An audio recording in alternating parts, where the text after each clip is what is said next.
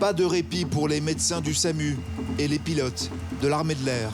Un CASA, un avion de transport capable d'atterrir sur une piste courte, s'apprête à décoller en urgence. 95 nord, on penche le décollage, on traite la panne à l'intérieur, on a un retour en 04. L'enjeu, rapatrier au plus vite 3 victimes en danger de mort. On a un adulte qui est en pronostic vital engagé a priori et fait assez rare en fait donc sur l'île juste à côté qui s'appelle Toubouaï.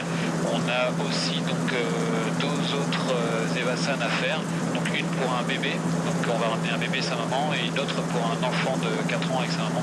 Evassan pour évacuation sanitaire. À cause de sa géographie, la Polynésie est un casse-tête permanent. 5 millions de kilomètres carrés, 7 fois et demi la taille de la France, la vie sur ce territoire est suspendue à des problèmes de transport. Le CASA met le cap sur l'archipel des Australes, à 600 km au sud. Descente dans 3-4 minutes pendant la descente sur Rorotou. Au bout de 2 heures de vol, la piste de Rorotou apparaît. Un ruban de 1450 mètres. La moitié suffit pour le CASA. L'aérodrome n'est pas éclairé. La victime qui semble souffrir est embarquée immédiatement. Eh ben, on va te passer sur le brancard d'à côté. Peut-être on va lui mettre son sac derrière. On va lui mettre son sac dans le dos. Il s'agit d'un touriste qui fait un début d'embolie pulmonaire. Ok, là, on peut proposer. Sur ces îles éloignées, il n'y a souvent qu'un poste de secours. Parfois rien, ni piste d'aviation pour se poser.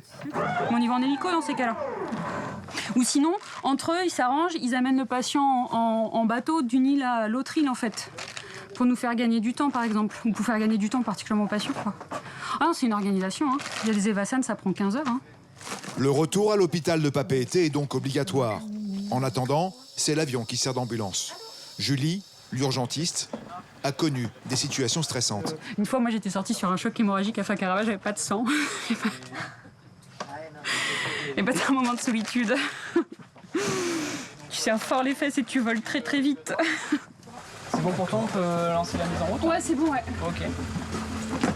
Cap sur l'île de Toubouaï, à 250 km, où attendent 2 autres victimes. Sous l'avion, aucun repère, juste le noir absolu du Pacifique, jusqu'à l'apparition d'une lueur, celle de la piste. Bon, on prend conscience que c'est un petit terrain sur un petit confitué au milieu de l'océan Pacifique. Donc bon, vu comme ça à grande échelle, ça peut faire peur des fois, mais on est habitué. Cette fois, il s'agit de 2 enfants. Un bébé de 6 mois Elle veut être assise, elle préfère être assise. Oui. D'accord, ça me va. et une fillette de 4 ans. C'est elle qui suscite le plus d'inquiétude. La petite, c'est vrai qu'elle respire pas super bien. Un petit peu fatiguée, quoi. Hein. Bon, à l'arrivée, il faut qu'on fasse la radio pulmonaire, peut-être une prise de sang. On va te mettre un masque sur le visage, tu sais, qui souffle fort. Hein, tu l'as eu dans la journée, hein. Ok, on refait pareil. On décolle dès qu'on peut, là, dès que l'équipe médicale a installé tout son matériel, que tout le monde est attaché, en fait, on va mettre en route et puis on pourra décoller. Entre plus vite. Retour vers Tahiti pour l'équipage de l'escadrille 25F. Depuis le début de la mission, 6 heures se sont écoulées pour une distance de 1500 km. L'équivalent d'un Paris-Tunis.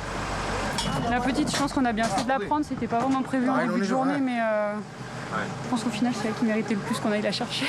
Le petit, c'est pédiatrie, et le monsieur, c'est bilan et fibroscopie, et voilà.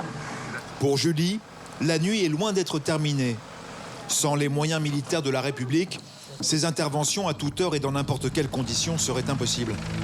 Chaque année, plus d'100 de vies sont sauvées.